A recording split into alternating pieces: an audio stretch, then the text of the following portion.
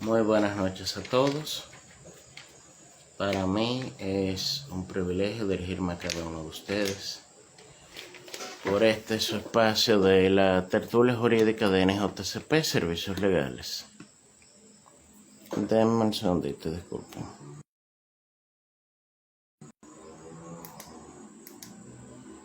Ok, ahora sí. En el día de hoy tenemos, como siempre, temas álgidos de la actualidad. Tenemos temas polémicos, como casi todo lo que ocurre en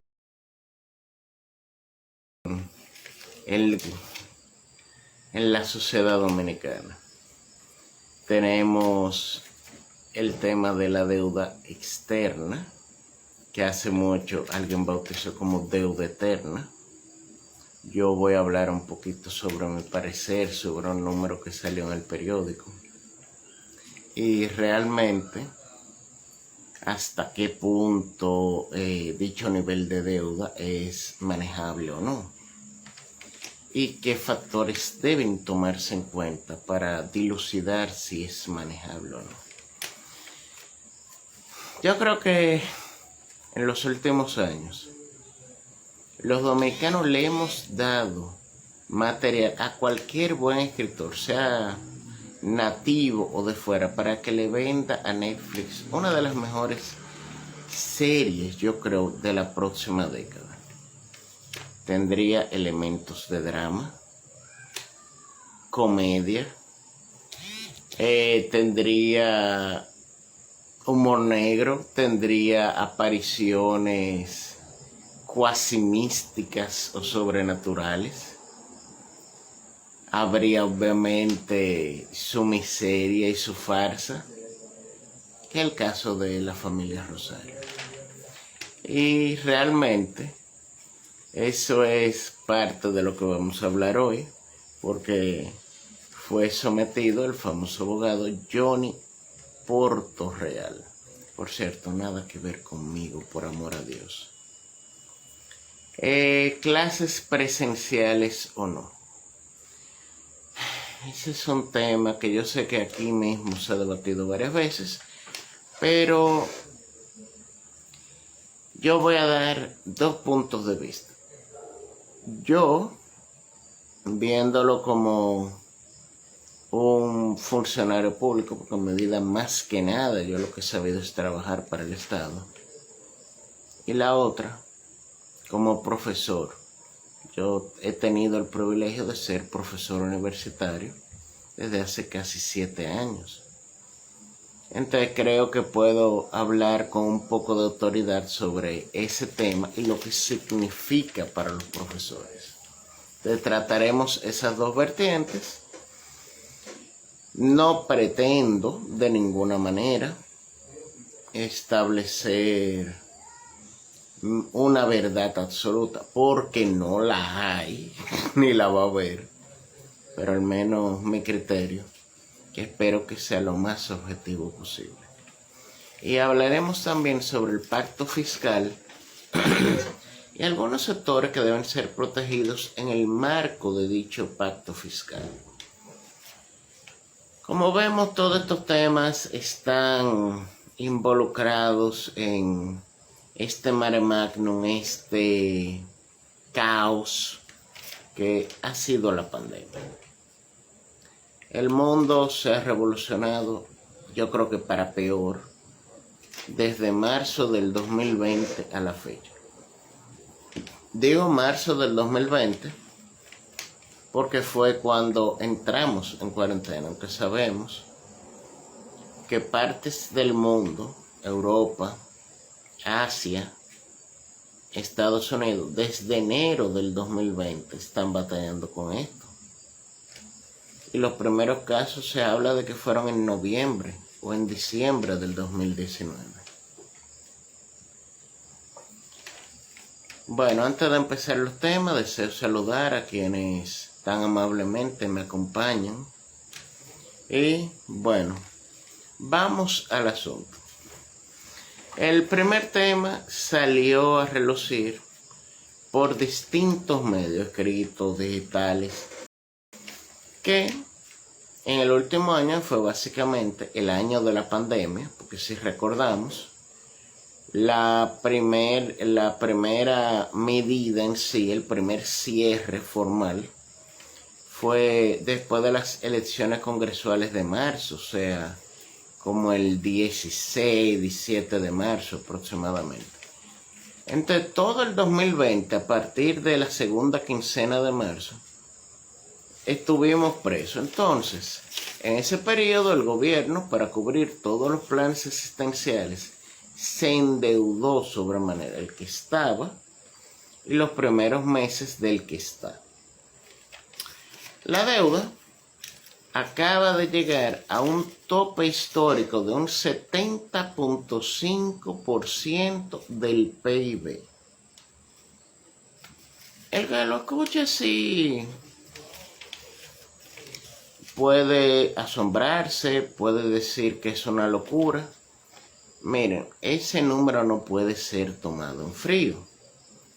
Hay países que deben incluso un 200, 300% del PIB y son altamente competitivos e incluso podrían perfectamente amortizar y pagar esa deuda en pocos años. ¿Por qué yo les digo esto? Porque yo he visto muchos análisis que se han hecho de que es una deuda impagable, que es insalvable, que no va a haber forma que el Estado Dominicano pueda empezar a amortizar eso. Honestamente, no es algo tan fácil de dilucidar, porque hay que verlo con cabeza fría. Ciertamente es un número alto.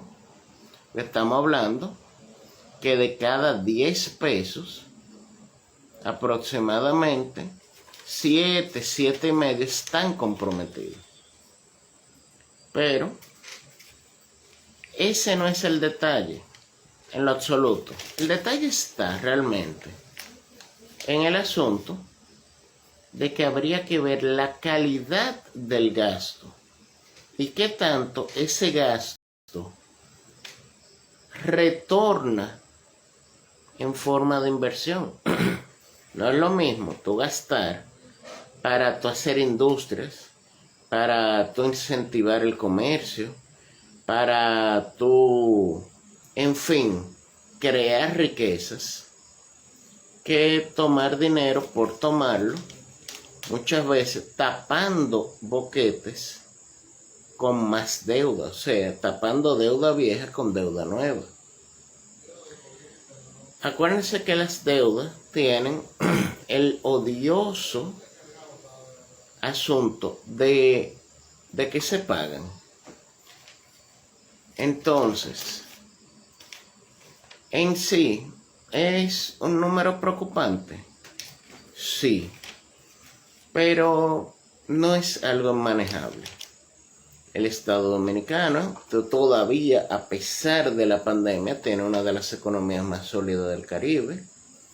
Tenemos todavía buenas reservas en el Banco Central. A pesar de todo, hemos mantenido cierta estabilidad, pero lo que debemos de evitar que sí siga subiendo, sobre todo esos préstamos que se están empleando sobremanera en planos asistenciales. ¿Por qué? Y no porque no se ayuda a la gente. Es que está el problema de que tiene que limitarse eso porque no es reproductivo. Mucha gente necesita comida. Mucha gente necesita medicinas. Pero el Estado tampoco puede asumir todos los costos. No es viable. ¿Qué es lo que necesita? De alguna manera, aún en medio de este caos, empezar a generar trabajo, empezar a generar producción. Yo sé que estamos en un toque de queda. Sé que se ve cuesta arriba, pero es la única manera para que se pueda realmente tener el dinero, no solo para las medicinas, sino para poder cubrir todas las necesidades de esas personas que lo necesitan, que necesitan la mano amiga del Estado. Y aún los que no, los pequeños comerciantes, los agricultores, en fin, toda la población. Ay, el segundo tema ha sido un favorito mío personal. Yo lamento sobremanera no ser escritor de libreto, porque yo desde que empecé a escuchar de este caso, yo básicamente pregunté varias veces que si era un chiste, y luego me di cuenta que no, que desgraciadamente no. Estamos hablando de uno de los casos jurídicos de este país más variopinto, más folclórico. No sé si es el término apropiado, pero más chulo, porque honestamente usted lo analiza y ahí se demuestran varias cosas. Se demuestra primero la ignorancia de muchos de los que estaban involucrados, la capacidad de manipulación que tienen personas y además cómo el dinero o la posibilidad de verse con dinero motiva a muchas personas a meterse en líos de los que después no saben ni siquiera cómo salir. La historia más o menos empieza como en el año 2015, 2016, en el cual un abogado llamado Johnny Portorreal empieza a reunir un grupo de personas que lo único que tienen en común, en principio, es que son descendientes de un español del siglo XIX, apellido Rosario, el cual dejó descendencia aquí, se fue a España y en medio de uno de sus viajes, cruzando distintos territorios, dejó una fortuna equivalente a 13.000 millones de dólares en una bóveda de un banco suizo en lingotes de oro. Señores, si ustedes no se han dado cuenta, aún usted lo ponga en granitos de arena, 13.000 millones de dólares, o más, 13.000 millones en granito de arena es mucho. Cuando se viene a ver un Pico Duarte de granito de arena. Y estamos hablando de dólares, que está básicamente el 60 por 1. O sea, eso es medio presupuesto de este país. Él primero ubica a 130 descendientes. Y luego él llevó eso a 350 descendientes. Que supuestamente el viejo había tenido, que eran de distintas ramas. El viejo había tenido supuestamente en este país como 8 o 9 hijos. Y entonces ya estamos hablando de tataranieto, de chosno, que prácticamente todos en común tenían el asunto de que eran gente jodida. O sea, eran gente que eran pobres de solemnidad. Este señor, con uno de los supuestos herederos, que fue uno de los que se confabuló junto a otra supuesta heredera, que también fue una de las que se prestó a esta vagabundería, arman una reunión. En medio de la reunión, no sé si fue el caballero o la dama, se paró con 2 lágrimas que le terciaban la cara y diciendo: señores, yo no quería decirles esto, porque de verdad esto es muy grande, pero deben saberlo. ayer yo me soñé con fulano, no sé el apodo que le tenían al viejo, al español. Y él me dijo que lo de la herencia era verdad, que tenemos que luchar por nuestros sueños y que tenemos que luchar porque todos podemos ser ricos. Señores, ni Deepak Chopra motiva gente como motivaron ese grupo de fatales. Toda esta gente pobrecita de solemnidad, que para conseguir para el pan de cada día tenían que armar un lío. Toditos se fueron enliando. 20,000 pesos, 15,000 pesos, 50,000 pesos a Puerto Real por trámites que supuestamente él fue haciendo. De un momento a otro, él se inventó que ese dinero de Suiza lo mandaron para España. Nunca apareció una documentación que probara eso, pero está bien. Luego que del Banco Español, que nunca se supo cuál era, o sea, no se sabe si es Santander, BBVA, qué sé yo, el Banco Popular de España, nunca se supo. O si era una caja regional, nunca se supo. Pero de ahí supuestamente lo mandaron a las bóvedas del Banco de Reserva. Y en una de las últimas reuniones que él tuvo con la asociación, él les dijo, mira señor, ya el dinero está en Santo Domingo, pero que el Banco de Reservas no quiere entregarles a usted el dinero.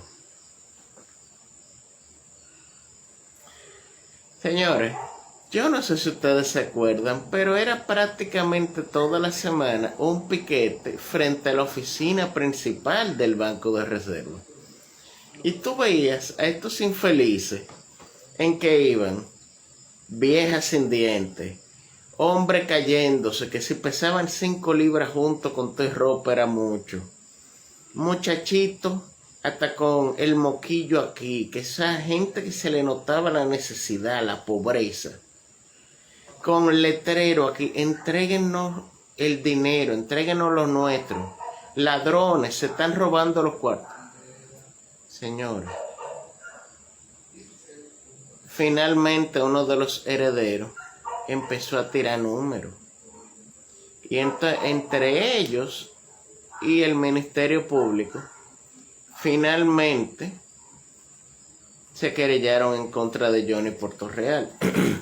Poco tiempo antes de esto, ese dilecto abogado, un leonazo, una sanguijuela humana, tuvo un juicio disciplinario por esto mismo y se le suspendió el exequatur de abogado. O sea, él técnicamente no puede ejercer como abogado. Entonces, ¿qué él hizo con los millones que le arrebató a la asociación entera? Porque pónganse a pensar que a cada uno le cogieran promedio 20,000 pesos. ¡Qué mentira! El promedio es bastante más alto. Estamos hablando de que son 300 herederos. Señores, y era todos los meses una reunión que había que dar dinero, una cosa. Señores, este hombre levantó millones de pesos. Ayer se le pasó causa, conociendo la querella, el señor Johnny Puerto Real, junto a los dos personajes que yo les cito, que eran parte de la sucesión, están prófugos de la justicia. ¿Dónde están? Ni idea. Nadie sabe, nadie supo. Sabe Dios si hasta lo hizo con un pasaporte falso. O sea, la única certeza que tenemos, señores, es que hay material para hacer una maravillosa serie de Netflix. Chulísima.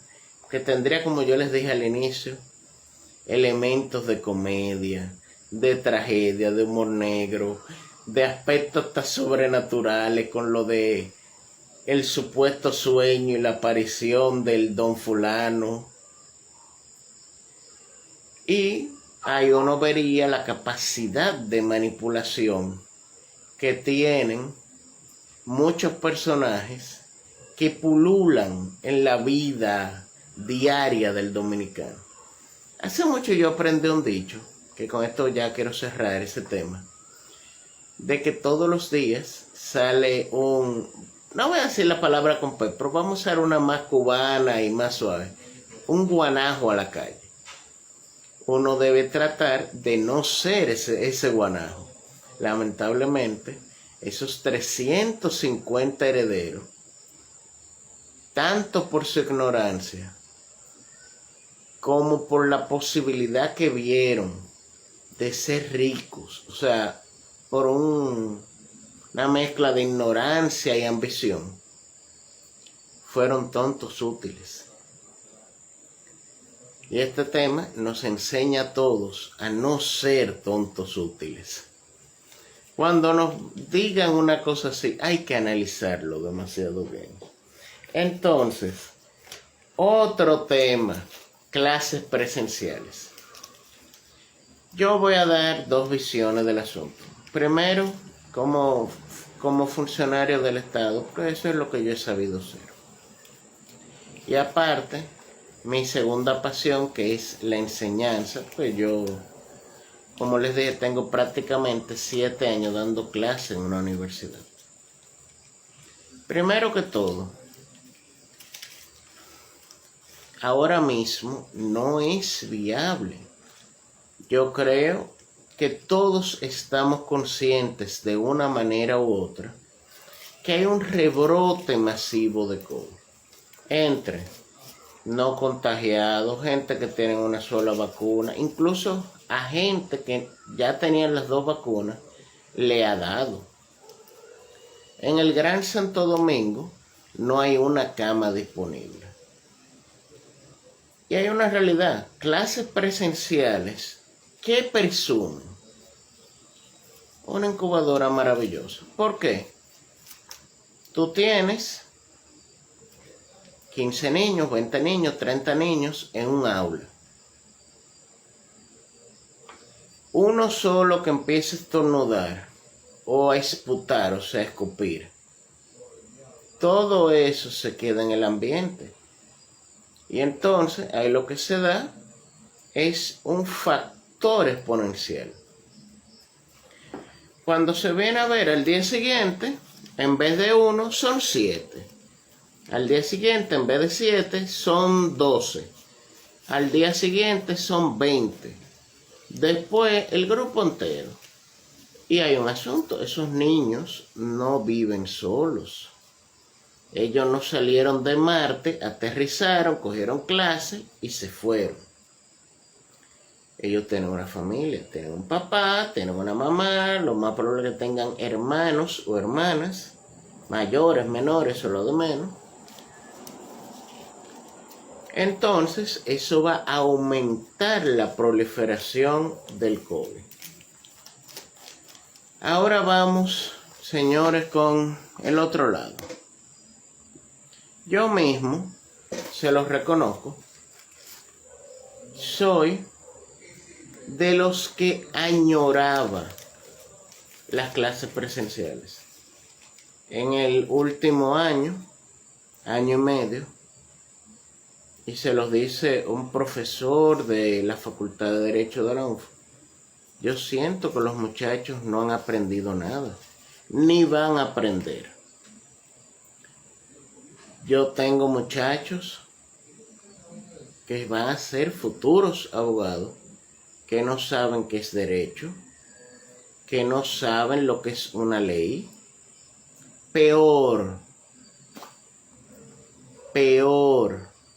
no saben escribir su nombre. Hay un sinnúmero de cosas que uno de manera presencial podía resolver y podía orientar en tal o cual sentido. Por ejemplo, uno tenía un trato más personal con esos jóvenes y uno de manera más directa interactuaba. Por ejemplo, si yo veía a un muchacho con los ojos apagados, ahí mismo yo me quitaba el traje de profesor y me volvía brevemente su pana o su psicólogo. Mijo, ¿qué te pasa? Sobre todo esos muchachos que siempre entraban o felices o con una que entraban un día y hasta con los ojos aguados.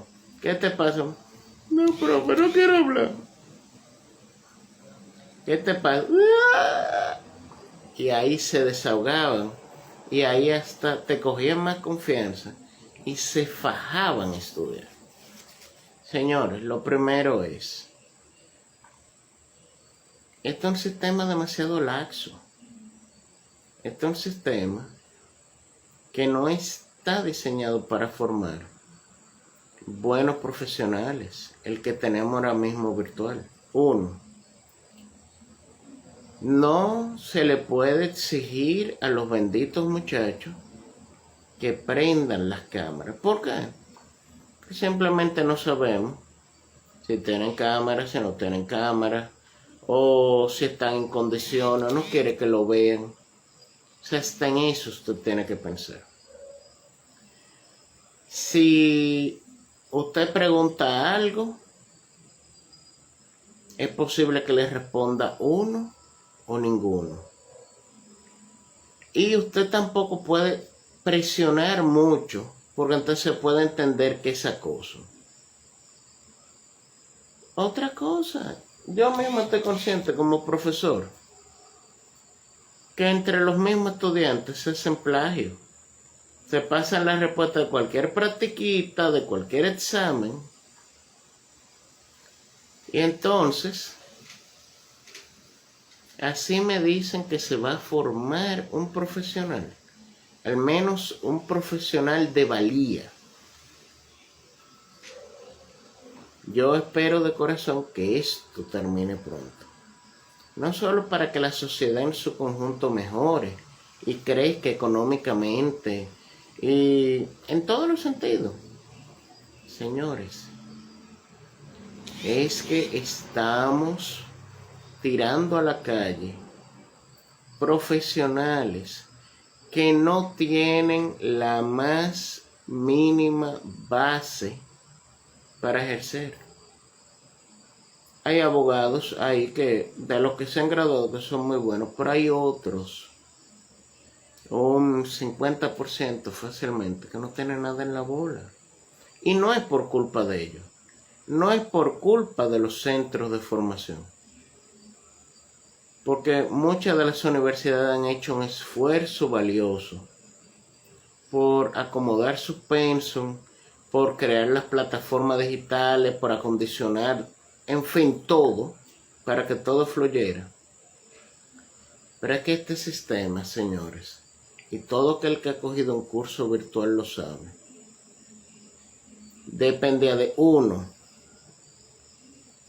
que siempre hubiera fluido eléctrico. Este es un país donde siempre en algún momento se va la luz. O sea, usted no puede garantizar luz 24 horas. Segundo, este es un país donde mucha gente no tiene un plan de contrato, sino son paqueticos y tarjetas. Otro elemento, este no es un país disciplinado. Ese sistema funciona en países donde la gente desde chiquito sabe estudiar sola, puede durar 2 o 3 horas estudiando y ahí es que se sientan frente a una computadora y resuelven. Señores, este es un país donde hay multitasking, hay multiempleo. Yo trabajo en la mañana, trabajo en la tarde, estudio en la noche. Entonces, es complicado. Sinceramente, les repito, yo quería que volvieran las clases presenciales. Y es más, en mi universidad se estaba hablando de esa posibilidad en este cuatrimestre. Y yo lo quería que de esa manera, a través de exámenes en físico, yo iba a obligar a mis estudiantes a que razonaran, a que pensaran, a que tuvieran una visión crítica. Y quizá yo los podía poner a hacer exposiciones presencialmente. Y yo en persona corregirlos, felicitarlos, hacerle comentarios. Porque este medio a nivel educativo es muy frío. De pantalla a pantalla es muy frío, se pierde mucho de la humanidad. Pero lamentablemente tendremos que hacernos de la idea de que si hay suerte, quizá para el próximo cuatrimestre, o sea, quizá para septiembre, diciembre. Yo personalmente lo dudo. Yo creo que ya este asunto de ver clases presenciales en enero del 2022, al menos a nivel de la educación superior. Ya a nivel primario se han hecho tentativas, algunos colegios abrieron y realmente, al menos esos niños pequeños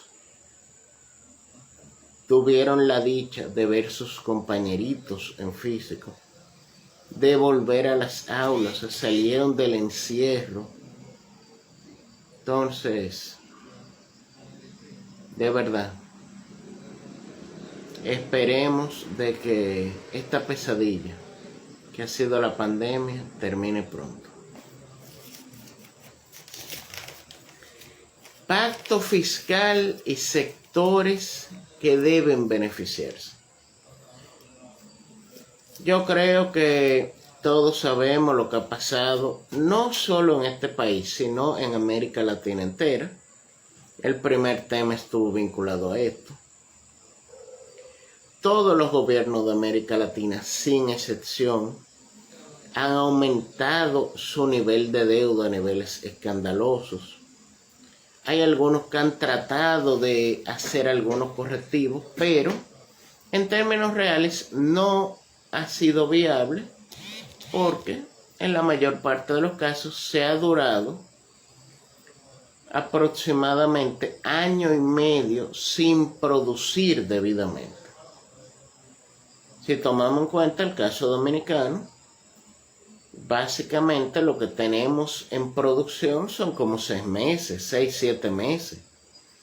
Muchos negocios duraron 6, 8 meses cerrados.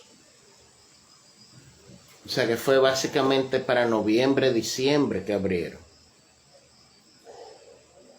Entonces, lo que estamos es cubriendo todos esos pasivos que se generaron en el 2020. El gobierno, aparte de eso, como ya yo hablé, ha ido asumiendo un sinnúmero de planes asistenciales, fase 1, fase 2, quédate en casa, sin contar todas las demás ayudas, prebendas, subvenciones, exoneraciones, exenciones. Y francamente es un escenario inviable. ¿Por qué inviable? Porque simple y llanamente el Estado no aguanta el hecho de estar regalando miles de millones de dólares cada año. Esto no es Suiza, esto es un país tercermundista, pobre, con muchas necesidades, y entonces provoca sobremanera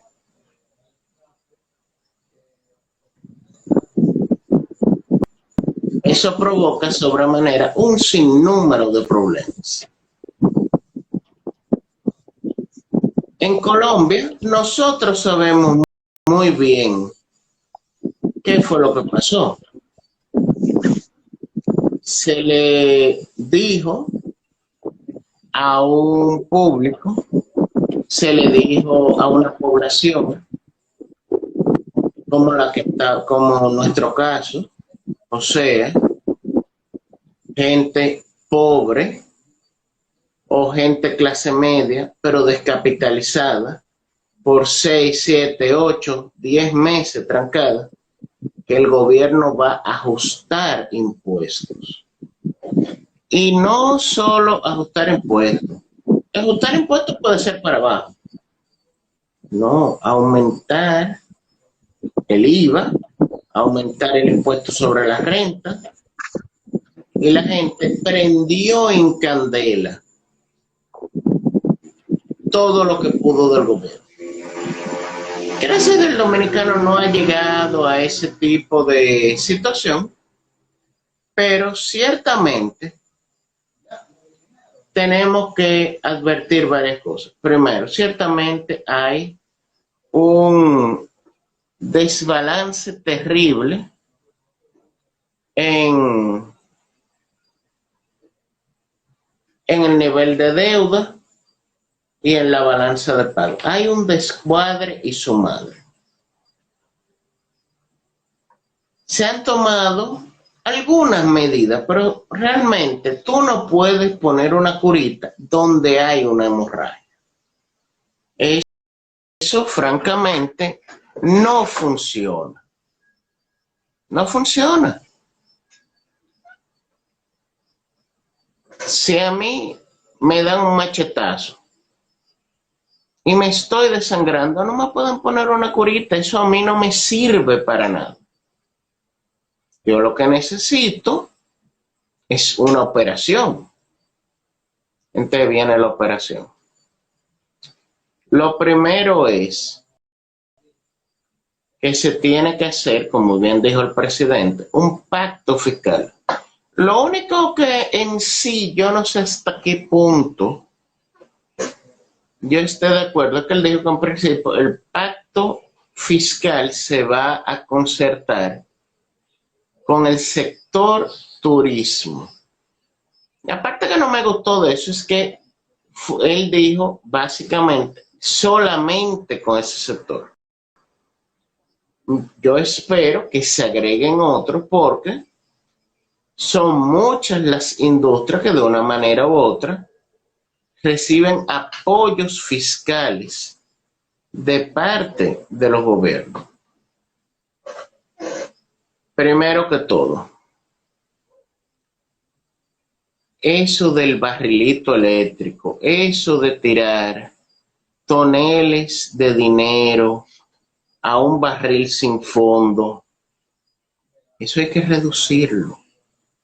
Y si eso conlleva un aumento de la tarifa, señores, hay que asumirlo. ¿Que el gobierno subsidie un porcentaje? Sí, pero hay que asumir que no podemos como Estado seguir todos los años metiendo miles de millones de dólares que le meten presión a nuestra moneda, a la inflación y a un sinnúmero de indicadores que nos terminen afectando más que pagando una luz 50% más caro, 60% más caro. Tenemos que asumir eso.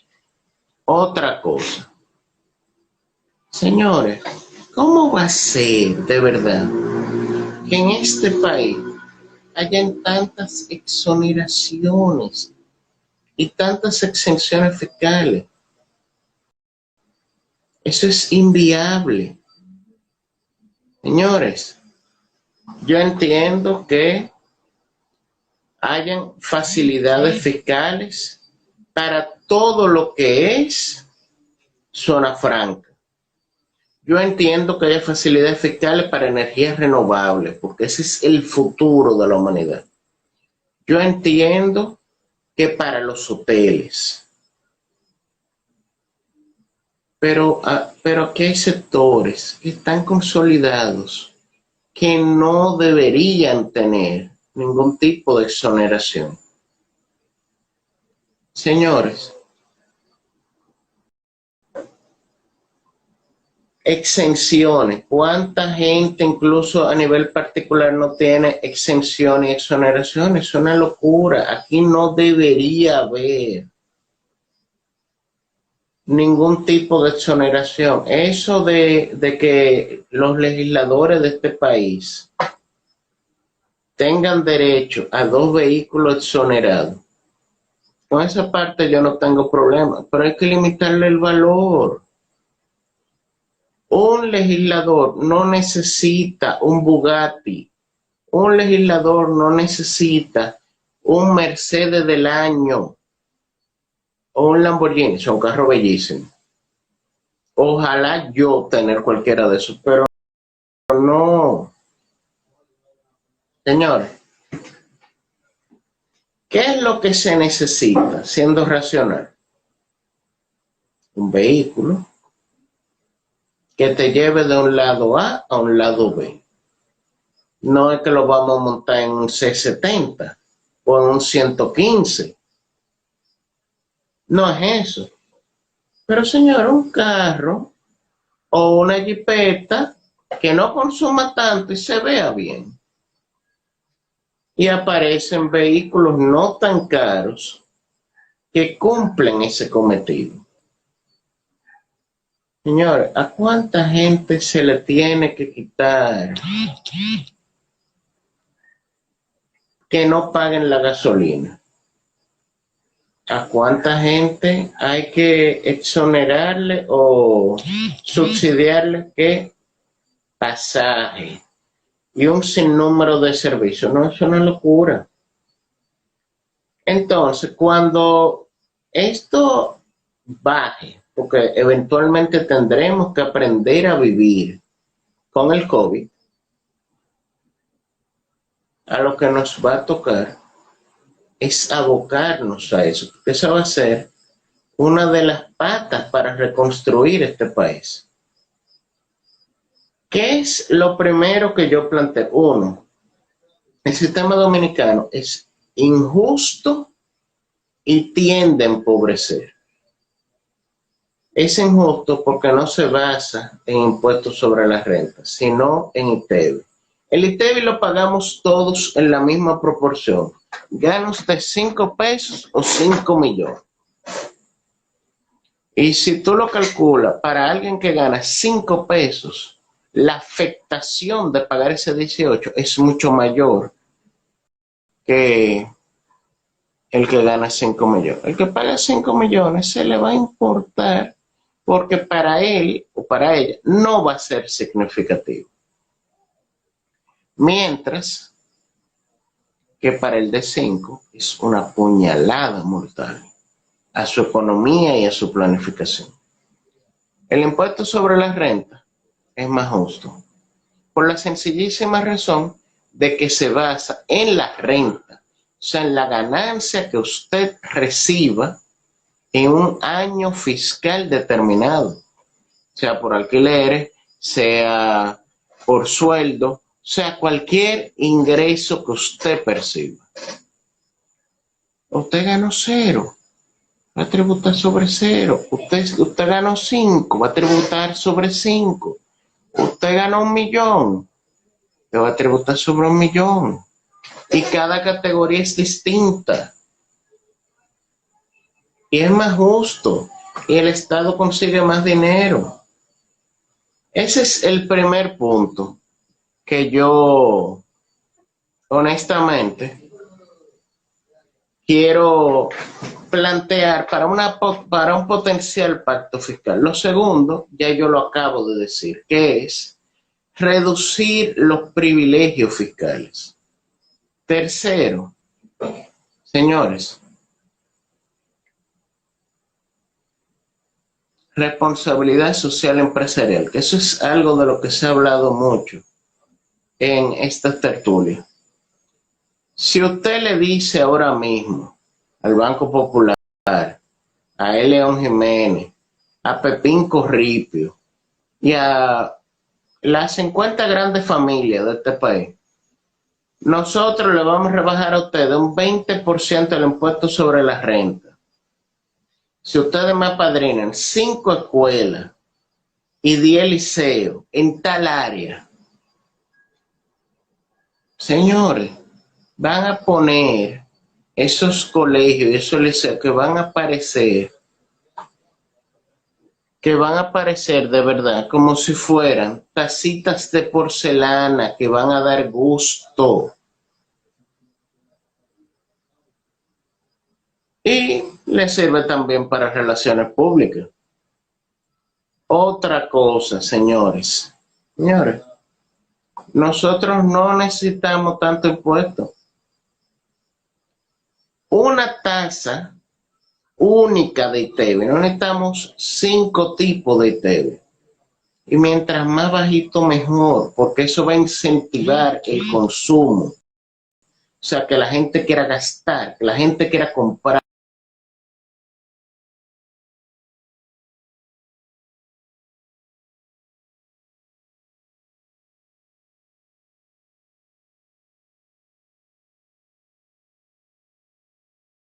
Una monstruosidad. El anticipo se basa en una proyección que tú haces sobre las ventas que tú vas a tener en un periodo determinado. Señores, a menos que usted sea Nostradamus, usted no va a pegar exactamente lo que usted va a vender porque usted no lo sabe. Entonces nada más pueden pasar 2 escenarios. O que usted se equivoque por más, que usted se equivoque por menos. Si tú declaraste de más y las ventas fueron de menos, ya tú sabes. Si tú vendiste más de lo que tú declaraste, en principio, tú más o menos te salvaste por ese mes. Pero como quieres una monstruosidad. Además de que violenta todo lo que se establece, que debe ser un impuesto. Un impuesto surge por una ley y debe morir por una ley. O sea, el principio de legalidad. Esto fue un reglamento y el reglamento lo mantuvieron a capa y espada y lo siguen aplicando.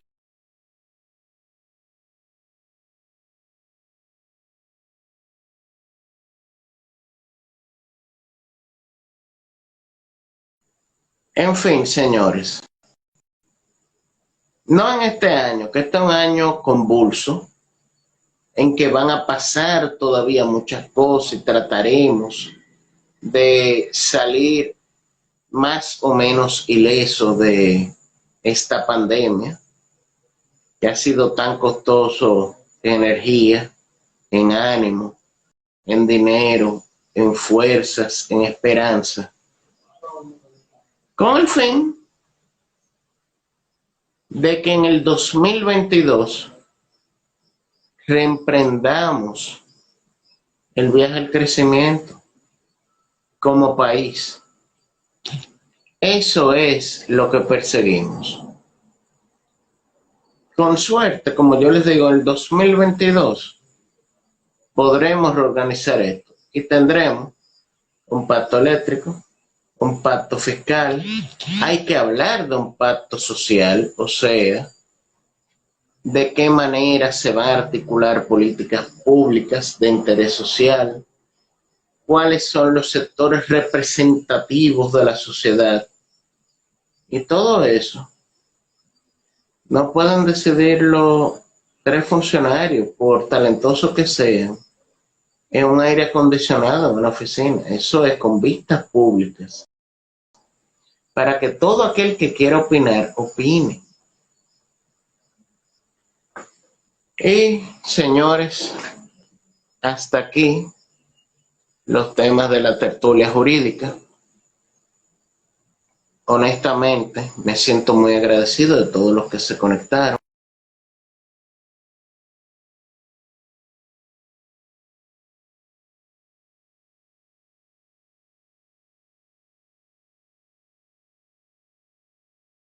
Espero que los temas hayan sido claros. Todo aquel que quiera escribirme por direct message alguna consulta jurídica o quiera un taller o un conversatorio sobre algún tema jurídico, político o histórico, estamos más que dispuestos. Por mi parte, les habló Néstor Sabiñón, agradeciendo su presencia, deseándoles muy buenas noches y muy feliz fin de semana.